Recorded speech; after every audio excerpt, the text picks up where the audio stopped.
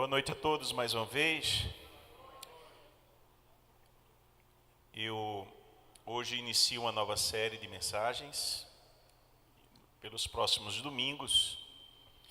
E a mensagem vai ser baseada na carta de Paulo aos Tessalonicenses. E vamos fazer algumas reflexões de forma sistemática, passando pelos capítulos, mas com a temática de reflexos. Eu tinha anunciado espelho, mas quando a mídia foi trabalhar a ideia, eles mudaram para reflexos. Eu gostei. Deu uma outra conotação, mudei algumas coisas e acho que atingiu mais ainda aquilo que eu quero compartilhar com a igreja a partir da carta de Paulo aos Tessalonicenses. Então, queria que você abrisse comigo a primeira carta de Paulo aos Tessalonicenses, capítulo 1. Vamos ler o capítulo. É um capítulo curto, são apenas 10 versos. E vamos dar essa introdução hoje ao tema reflexos. Eu quero refletir com você sobre isso, com a graça de Deus. Amém?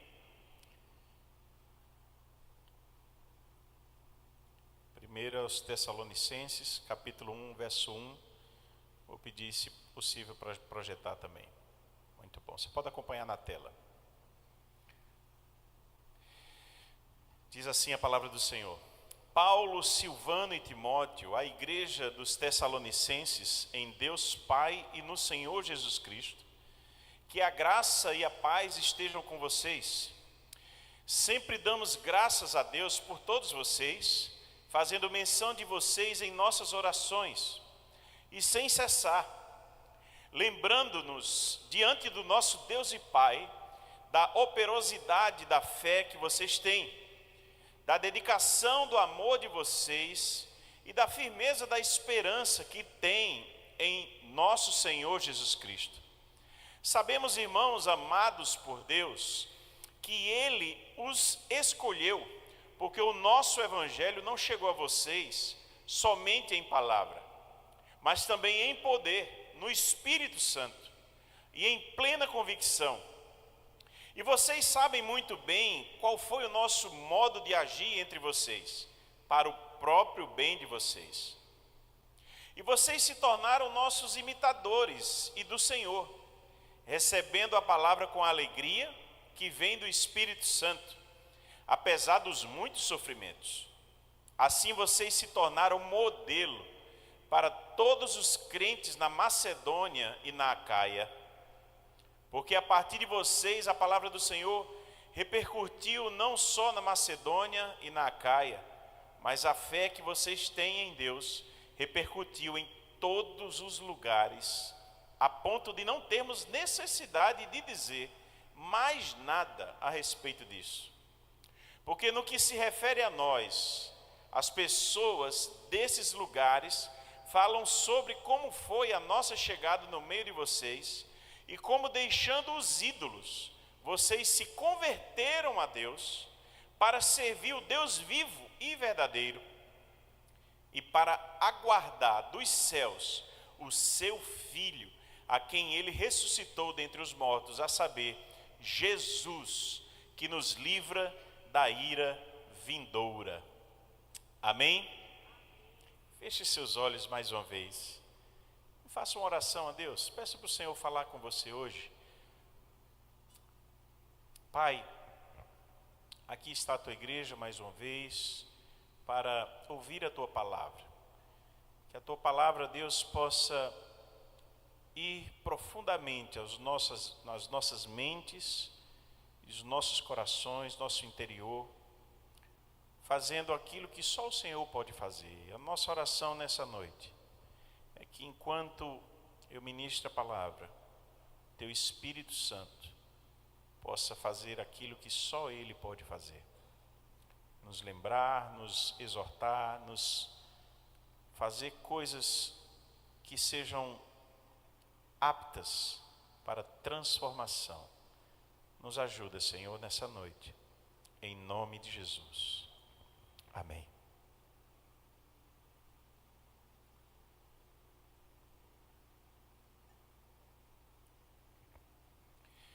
Em Israel, há um museu chamado Yad Vashem. E lá há um labirinto de espelhos e uma vela acesa. Essa vela é espalhada, refletindo nos espelhos, e a estrutura como é montada, quando você olha para os lados, você vê o infinito. Você vê aquela luz, aquela vela sendo reproduzida, refletida. E é um impacto muito grande. Claro que lá trata-se de uma homenagem aos que morreram no Holocausto.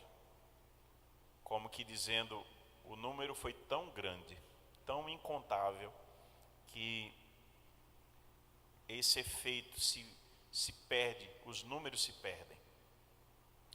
Mas eu quero usar esse exemplo para a ideia da luz, que é Cristo, quando ilumina uma pessoa, quando traz um efeito transformador na vida de alguém. Quando o Evangelho nos atinge e chega até um grupo, como chegou aos Tessalonicenses, como chegou na minha vida, na sua vida, como isso começa a reverberar e como essa luz de Cristo em nós nos ilumina a ponto de refletirmos Cristo para as pessoas. Pelo menos flashes dele, o efeito em nossas vidas da ação do Espírito Santo, do Evangelho de Cristo é gigantesco. E a pergunta que nos direciona a reflexão nesses próximos domingos, a partir de hoje, é o quanto temos refletido a vida de Cristo. Quais reflexos têm aparecido na sua vida, que você tem sido esse espelho de Cristo? O quanto isso é verdade? Pense aí, como está Cristo sendo refletido na sua vida?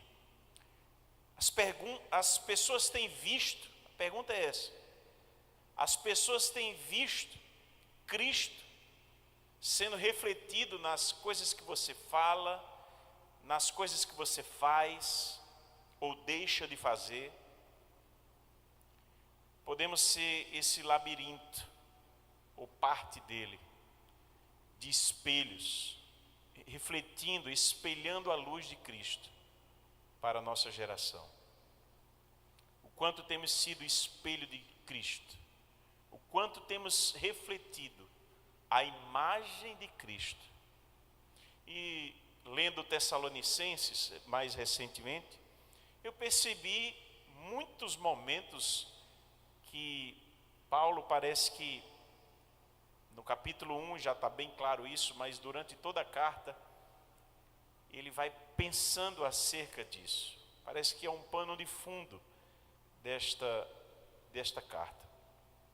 A cadeia de espelhos, um sendo espelho para o outro, um refletindo Cristo para o outro, começando em Jesus, começando na vida de Paulo, depois nos macedônios, como isso chegou para ele, como chegou na Acaia, como veio para o mundo inteiro, a ponto de Paulo não precisar mais fazer referência.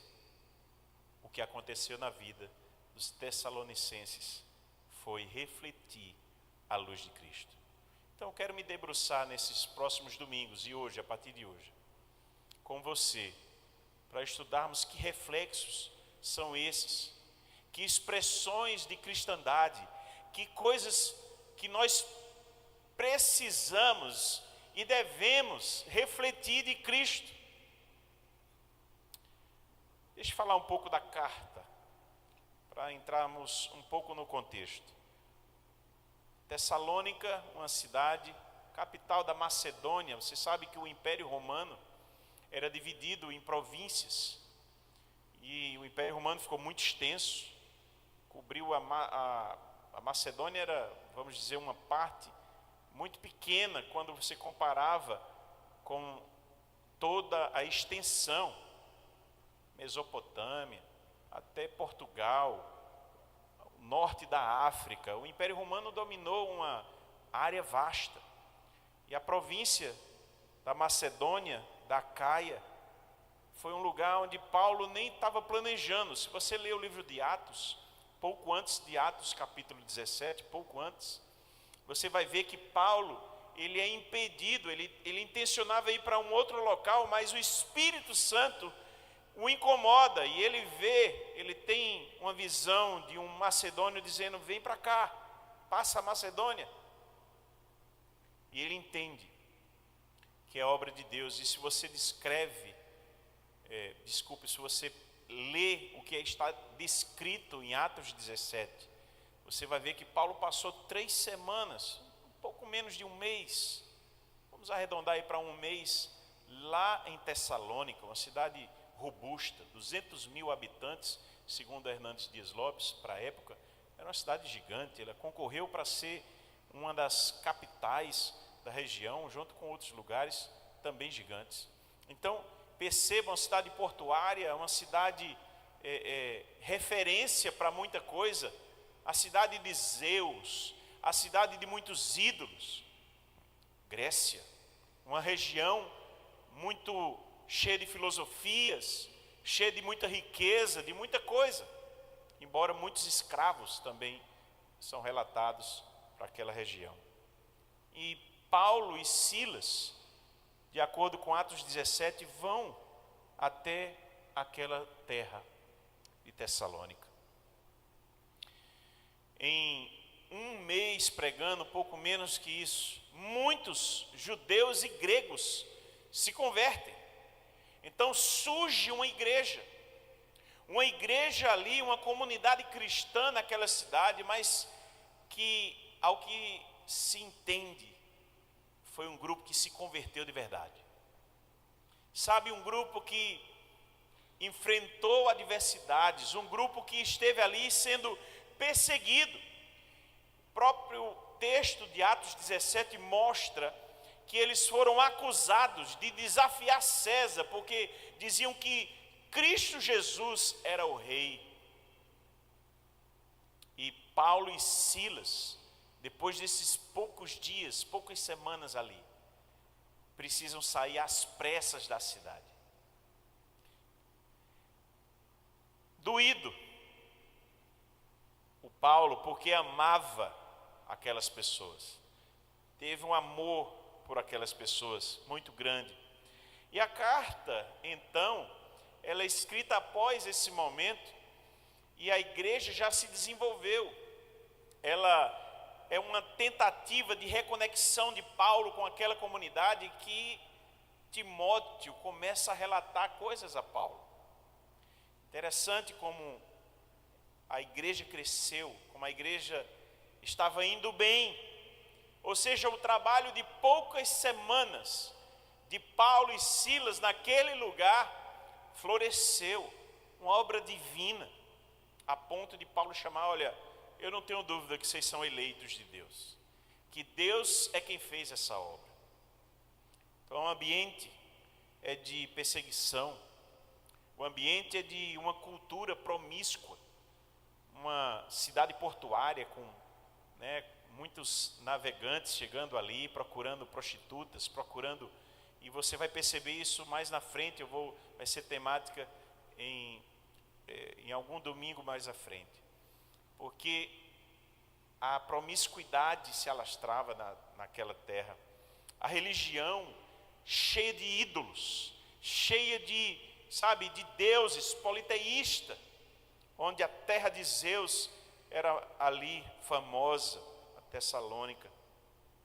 Há 3 orações na carta de Paulo, 3 conexões importantes, e a gente vai passar por elas. Mas o nosso tema é reflexos, sobre refletir como espelhos. E vamos então desse texto lido de hoje. Eu quero fazer essa introdução, esse texto lido, gerar em nós pelo menos 3 reflexões hoje iniciais. Bom, primeiro, do que nós lemos, o primeiro reflexo que eu quero destacar é a vida madura. Diga para quem está do seu lado aí, vida madura. Tenha uma vida madura. Nossa recomendação ao ler o texto que nós lemos, o capítulo 1, isso fica muito claro. E é interessante que quando eu preparei essa mensagem, eu não tinha lido ainda, visto ainda nada de comentário. Eu costumo fazer isso. Eu primeiro leio e oro e converso com Deus, e Deus vai me ministrando, vou anotando, depois é que eu vou ver o que é que os comentaristas e teólogos vão dizer. Exatamente esse é um destaque do Hernandes Dias Lopes, a vida madura. Sabe, o texto diz, olha, Paulo, Silvano e Timóteo. Quem são esses aí? Paulo, você já sabe quem é. Aqui nem se identifica como apóstolo, porque talvez nem precisasse disso, como precisou ser dito em Corinto. Silvano, um outro nome para Silas, a maneira de você entender. E Timóteo. Paulo faz essa linha dizendo, olha, eles estão comigo nessa ideia. A igreja dos Tessalonicenses, em Deus Pai e no Senhor Jesus Cristo, que a graça e a paz estejam com vocês. Essa é a introdução de Paulo, desejando, porque tudo começa com a graça de Deus, tudo começa nesse ambiente de paz, de ligação com Deus, porque somos cristãos e a paz com Deus foi restabelecida. E ele diz, sempre damos graças a Deus por todos vocês, fazendo menção de vocês em nossas orações, e sem cessar. Paulo destaca que eles entraram na mente de Paulo e vivem ali, recebendo as orações de Paulo. Paulo tem isso trazido no coração, ficou conectado com aquele povo, lembrando-nos diante do nosso Deus e Pai. E aí vem esse destaque, que é esse primeiro reflexo. Ele está expresso a partir do verso 3, e o verso 4 também vai dar. Lembrando-nos diante do nosso Deus e Pai, de que, irmãos? Da operosidade da fé que vocês têm. Fé. Segundo, da dedicação do amor de vocês. E terceiro, da firmeza da esperança que tem em nosso Senhor Jesus Cristo. Irmãos, é interessante, eu preguei em 1 Coríntios capítulo 13, se você voltar alguns domingos, nas nossas mensagens aqui, você vai ver que eu me dediquei a falar sobre esses 3 aspectos de um cristão, de uma base cristã. A fé, o amor e a esperança. E 1 Coríntios 13 diz o quê? Agora, pois, permanecem a fé, a esperança e o amor, sendo que o maior deles é o amor. E preguei sobre isso. E olha que Paulo, aqui, ele vai trazer esses 3 elementos, mostrando que, olha, eu lembro diante do nosso Deus, essa oração, esse momento especial, e ele disse, eu lembro disso, da fé de vocês, e mais, não só uma fé, essa palavra operosidade, da vida prática, de uma fé que tem atitude, de uma fé que não está só em palavras, de uma fé, que a fé sem obras é o que, irmãos? Morta. Paulo explica isso aos Efésios. Então, quando Paulo pensa em fé, você tem que entender quem está escrevendo. Paulo pensa em fé, não é fé de palavras, é uma fé que é uma crença que muda a minha atitude, que muda meu comportamento. Ou seja, se eu passei a crer que Cristo é a minha referência, a obra, a vida dele, tudo que ele fez e ensinou, e eu tenho fé nisso, isso precisa repercutir na minha vida. E é esse ponto de partida. A fé, irmãos, preste bem atenção, é o nosso ponto de partida. Quando eu creio em Cristo, quando o evangelho gera uma transformação na minha vida, na minha mente, como Paulo escreveu aos Romanos no capítulo 12, e ele diz: olha, não vos conformeis com este século, com este mundo, com essas práticas, com o que vocês estão vendo aí, mas deixem-se ser transformados pela renovação da vossa mente. É uma mudança comportamental que começou mudando meus conceitos.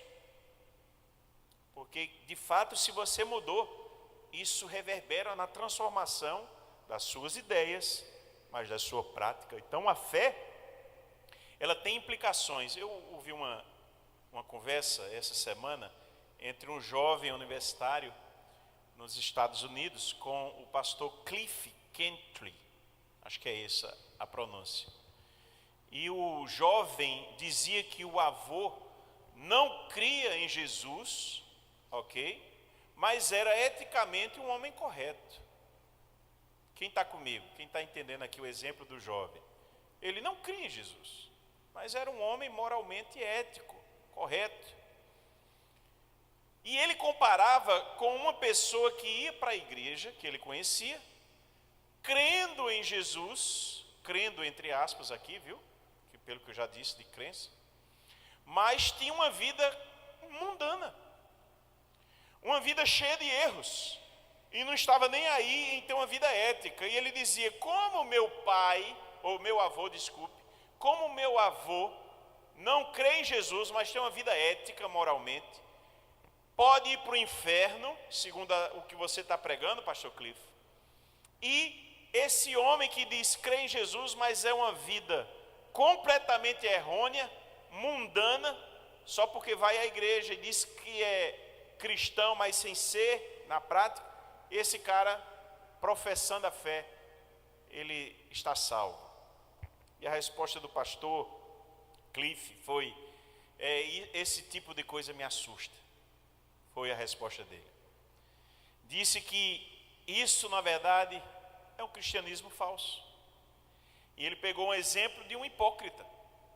Ele disse: eu tenho até medo dessas pessoas que dizem, eu acredito em Jesus, mas é um pervertido. E estão dentro da igreja, instituição, mas não são santificados. Estão indo à igreja dizendo, eu acredito em Cristo, mas roubam, trapaceiam, tratam mal. E a igreja tem essas pessoas, infelizmente.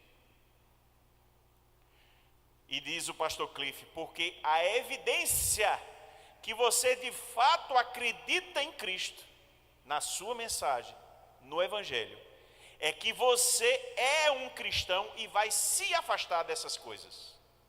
Estas práticas equivocadas, de erro, de pecado, você vai começar a odiar. E o comportamento vai ter que ser mudado. Embora é um processo, mas a evidência de que você creu em Cristo, que você entendeu o Evangelho e que você abriu o coração para o Evangelho, é que você mude a sua prática. Isso se alinha. E ele diz: olha, quanto ao seu avô, ele precisa de Jesus, mesmo sendo moralmente ético ou tendo essa ideia. A salvação é por meio de Jesus. É interessante, irmãos, porque o que Paulo está falando aqui é exatamente isso. A fé deles mudou o comportamento. É a operosidade, ela é uma fé operante.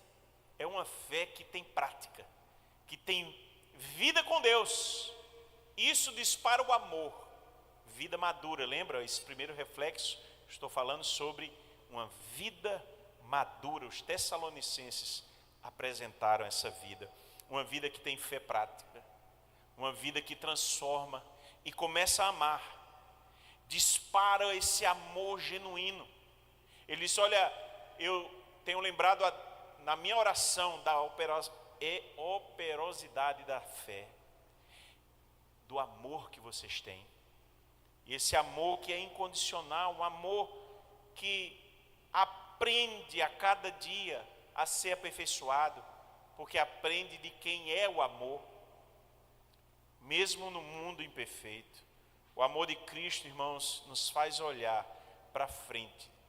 E também aí repercute fé, gerando amor genuíno, repercutindo em esperança de dias onde estaremos plenos em Deus, numa vida eterna, numa vida que começa hoje, uma vida que você pode ouvir mais sobre isso, buscando minha mensagem sobre fé, esperança e amor. O quão madura é a sua fé? Nesse primeiro reflexo, o quão viva, o quão real é a sua vida com Deus, o quão talvez individualista, talvez você ainda seja, o quanto de amor de Cristo, de fé genuína e de esperança numa vida com Deus, que já começa hoje, você tem refletido na sua vida diária. Esse primeiro reflexo, vida madura. Você tem tido uma vida madura em Deus? Suas atitudes têm demonstrado isso? Segunda coisa, irmãos. Primeira, vida madura. Segunda coisa, irmãos, a experiência de poder. Você pode repetir comigo? Experiência de poder. Está muito fraco, está muito fraco.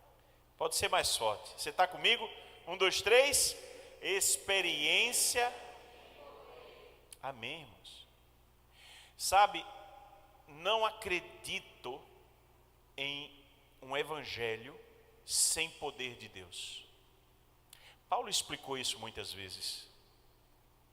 O que é um evangelho de poder? Paulo disse, por exemplo, aos Romanos, capítulo 1, verso 16: não me envergonhe do evangelho, porque é o poder de Deus para a salvação de todo aquele que crê, primeiro do judeu, depois do grego. Mas perceba, a definição de evangelho para Paulo em Romanos é que o evangelho é o poder de Deus para a salvação.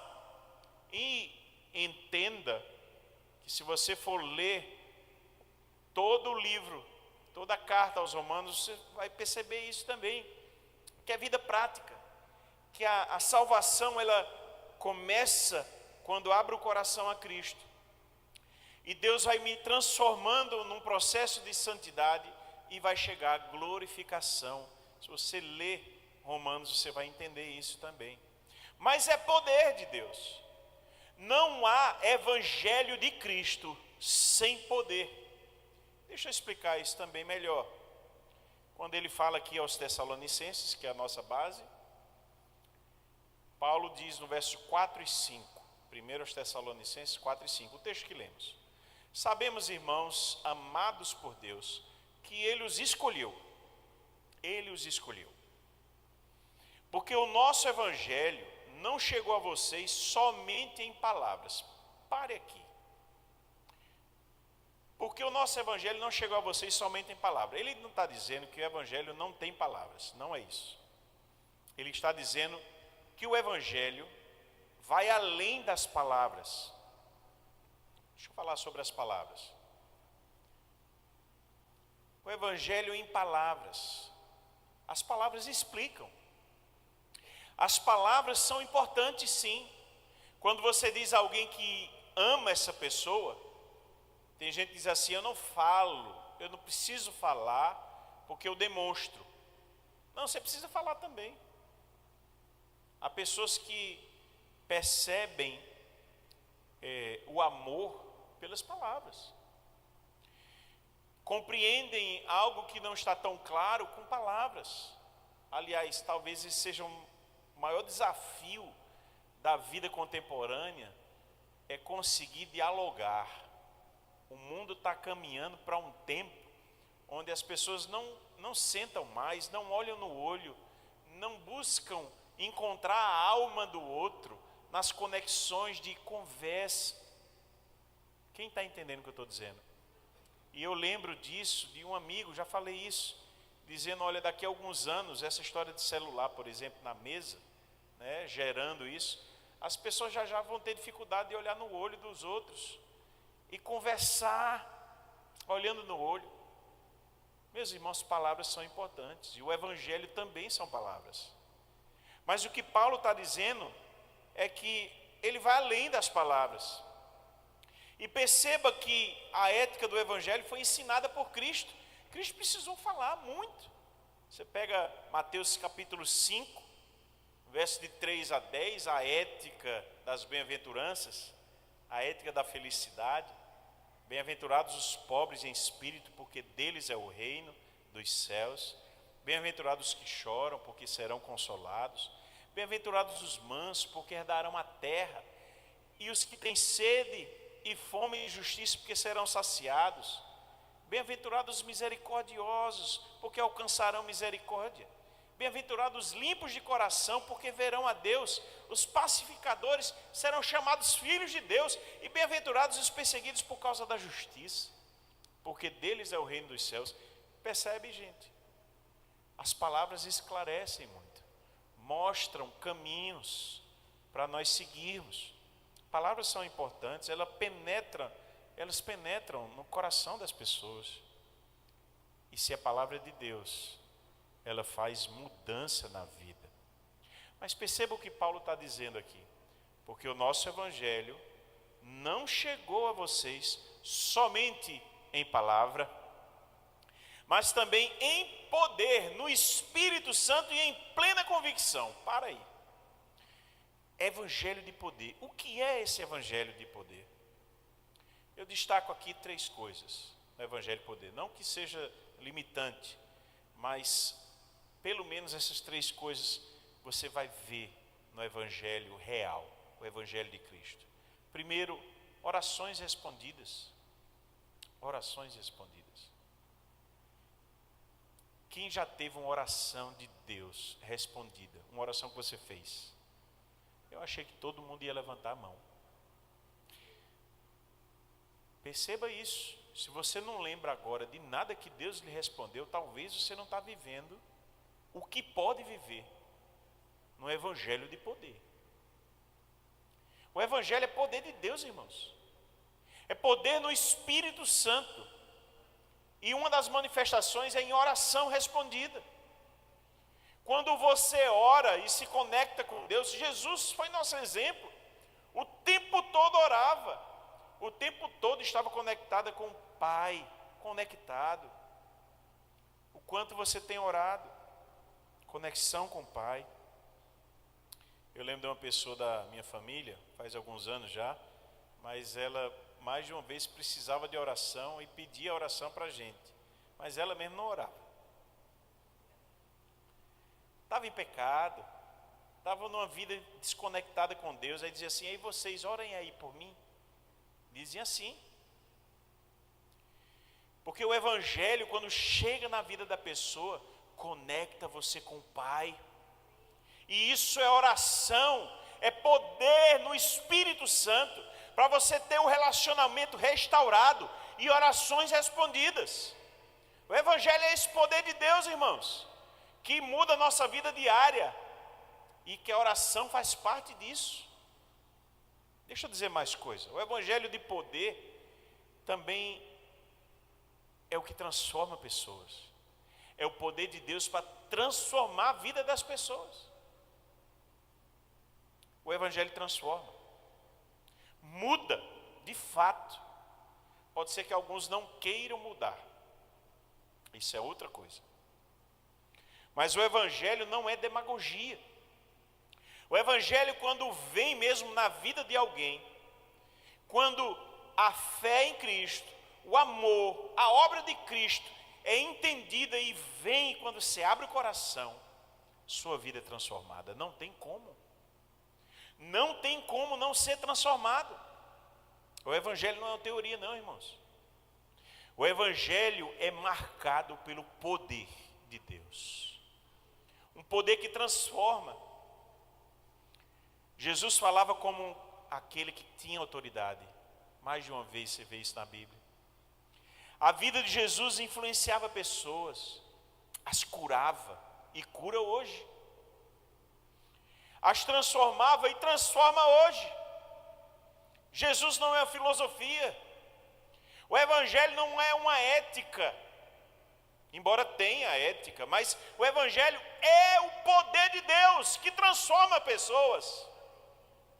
E você precisa crer nisso. Se você lê o Evangelho, você vai ver, o Evangelho de Jesus é poder de Deus. Alguém vai descobrir isso quando encontrar novamente a razão de viver. É mudar paradigmas. É o poder de Deus que muda a sua direção. Alguém vai descobrir isso quando sentir o toque de Deus, do Espírito Santo, mudando a sua maneira, a sua sensibilidade de perceber as coisas também. Alguém vai entender que o Evangelho é poder de Deus quando encontrar nele, no Senhor, força, no Espírito Santo, para largar o alcoolismo, para largar, quem sabe, a vida desconexa que você tem tido.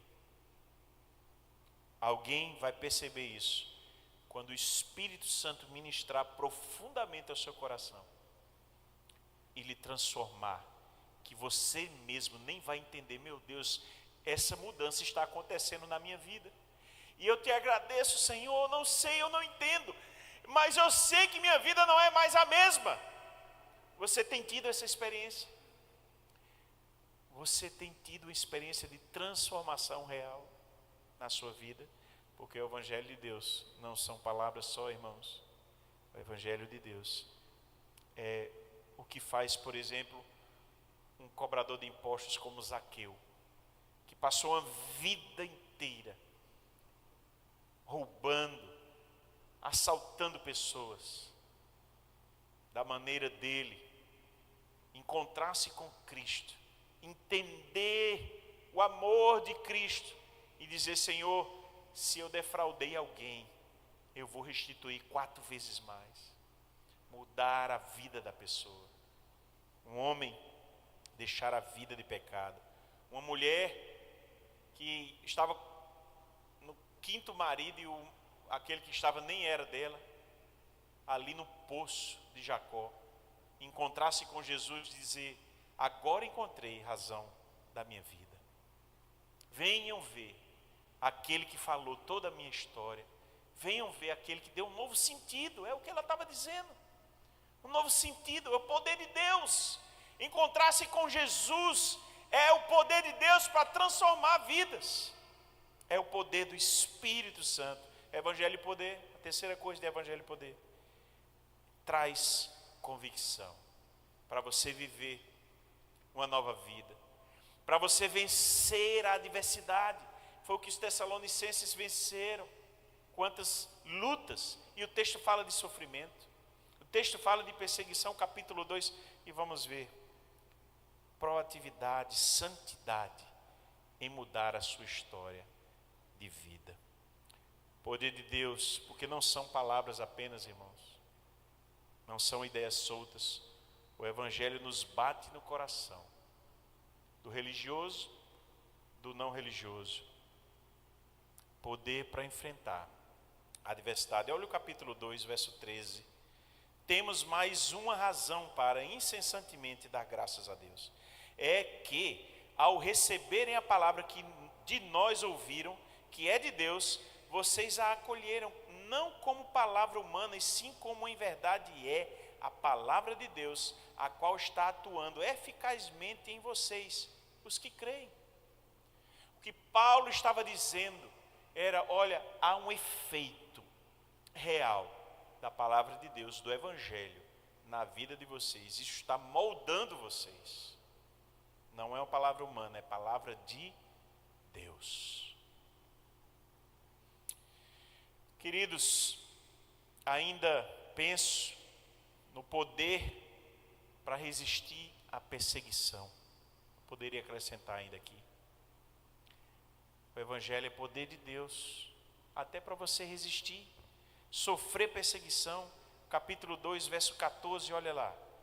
Tanto é assim, irmãos, que vocês se tornaram imitadores das igrejas de Deus, que se encontram na Judéia e que estão em Cristo Jesus, porque também vocês sofreram da parte de seus patrícios as mesmas coisas que eles, por sua vez, sofreram dos judeus, os quais não somente mataram o Senhor Jesus e os profetas, como também nos perseguiram, não agradam a Deus e são adversários de todos, a ponto de nos impedirem de falar aos gentios, para que estes sejam salvos, a fim de encherem sempre a medida de seus pecados. A ira, porém, caiu sobre eles definitivamente. Irmãos, sobre o Evangelho ser poder de Deus, orações e tantas coisas que já falei, poder para vencer a adversidade, o poder para a transformação de vidas, eu poderia falar muito mais, porque o Evangelho não é somente em palavras. O Evangelho é o poder do Espírito Santo em nossa vida. Você entendeu isso? Por fim, irmãos, o último reflexo. Então, primeiro, vida madura. Segundo, experimentar do poder do Evangelho, poder de Deus. Terceiro, tornar-se um bom exemplo. Tornar-se um bom exemplo. É o terceiro reflexo. E serei mais breve, porque tudo aponta para isso. Veja o verso 6 a 9, diz assim: e vocês se tornaram nossos imitadores, e do Senhor, recebendo a palavra com a alegria que vem do Espírito Santo, apesar dos muitos sofrimentos.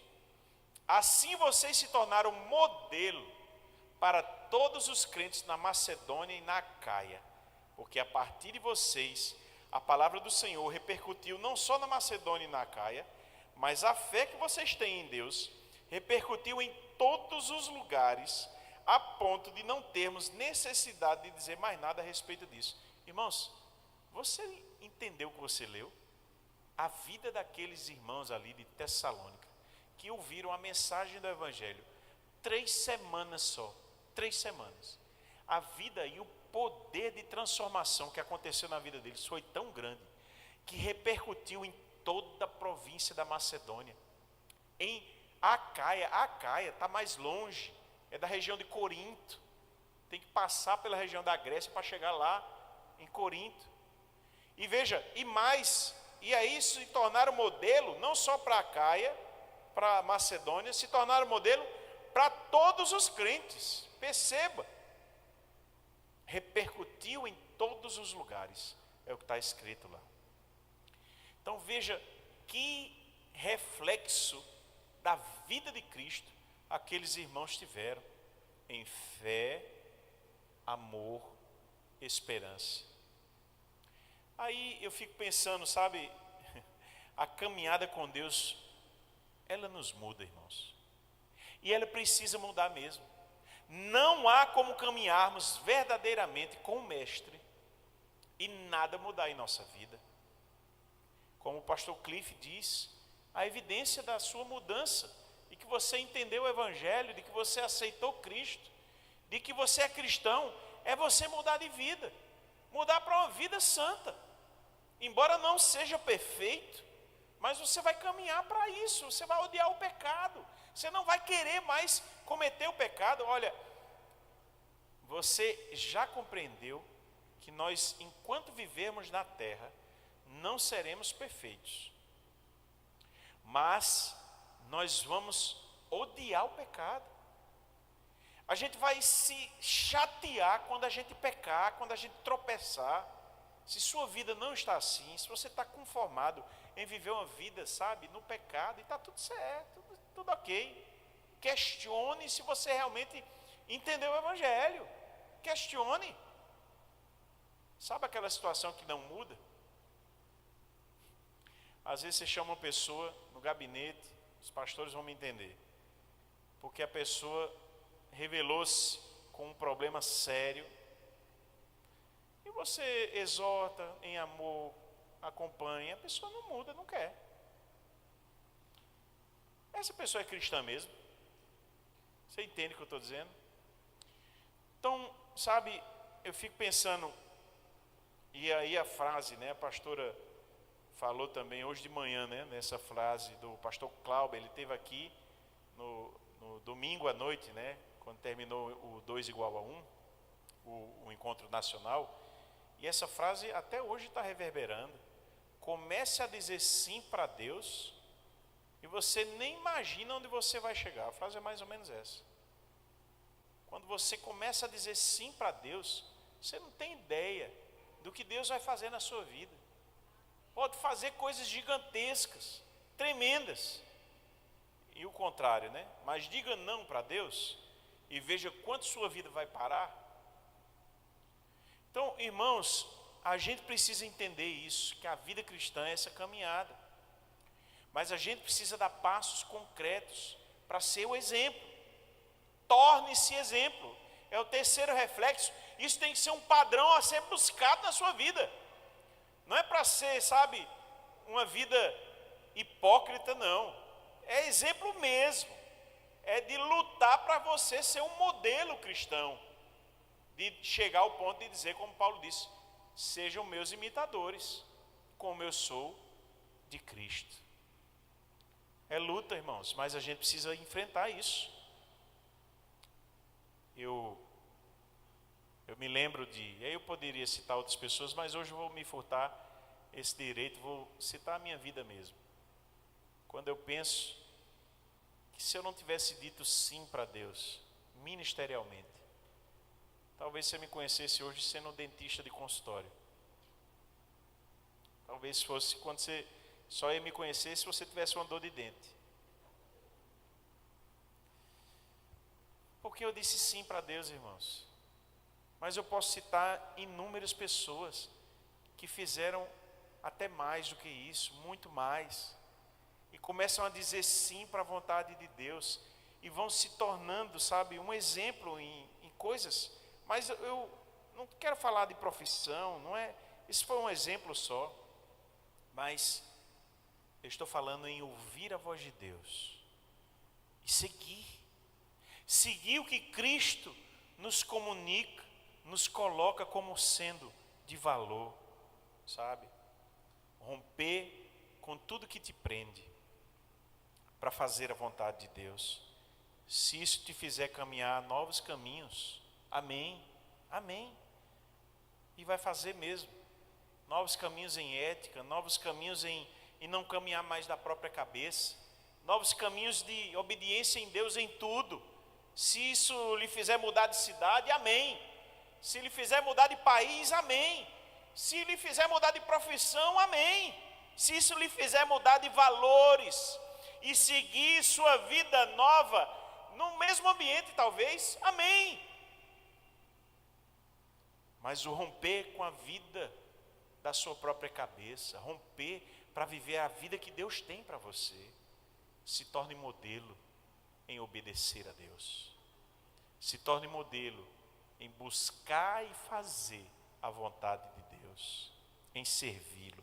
Os Tessalonicenses se tornaram modelo. Foram modelos e a vida deles foi parar longe. Foi parar longe. Sabe aquela história de que você já ouviu aquela frase? Ah, você que é o fulano? Você é o fulano? Já ouvi muito falar de você. Sua fama chegou antes de você aqui. Que prazer lhe conhecer hoje. Algumas pessoas aqui certamente já ouviram isso. Certamente.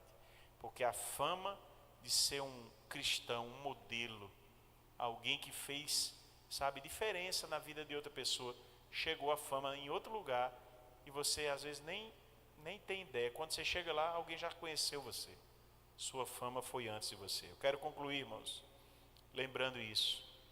Que seja reflexo de Cristo na sua vida. Primeiro, uma vida madura. Segundo, um evangelho que é poder de Deus. A vida mesmo, na sua vida. Em vida de oração, em vida de transformação diária. Em vida que você pode sofrer adversidades e perseguição, mas é poder de Deus para você superar tudo isso. E uma vida um reflexo que é de tornar-se exemplo. Exemplo de fazer a vontade de Deus, de viver uma vida em obediência, a ponto de você ser um exemplo para quem está ao seu redor. Termino com o texto. Paulo sempre colocando aqui o verso 9, ele diz, porque no que se refere a nós. As pessoas desses lugares falam sobre como foi a nossa chegada no meio de vocês e como, deixando os ídolos, vocês o que, irmãos? Se converteram a Deus. Paulo trata essa ideia, eles realmente se converteram. Que coisa linda que vocês se converteram, é o que Paulo está dizendo. E de onde? Para servir o Deus vivo e verdadeiro, sabe? Se converteram dos ídolos. Uma cidade que tinha Zeus como ídolo e tantos outros deuses falsos. Eles se converteram disso para uma vida real, uma vida para servir o Deus vivo. Esse é o nosso Deus, irmãos, um Deus vivo. Que você também se converta cada vez mais para servir o Deus vivo e esperar, aguardar, vou falar mais sobre isso lá na frente, aguardar dos céus a vinda do seu Filho, a quem ele ressuscitou dentre os mortos, a saber, Jesus, que nos livra da ira vindoura. Amém? Feche seus olhos, a banda pode subir, vamos orar a Deus. Pai, em nome de Jesus, obrigado pela tua palavra, que ela possa, Deus, hoje, ficar gravada em nossos corações, que o exemplo dos irmãos ali de Tessalônica possam nos inspirar, que os exemplos deles, Senhor, possam nos, sabe Deus, nos instigar a vivermos uma vida mais focada, uma vida realmente que demonstra maturidade cristã, uma vida, ó Deus, com o poder do Espírito Santo, agindo o tempo todo em nós e através de nós, e uma vida, ó Deus, que se dedica para se tornar exemplo. Deus, que nos ajuda a servirmos ao Senhor que é vivo, que isso seja real, cada vez mais real na nossa vida, em nome de Jesus. Amém.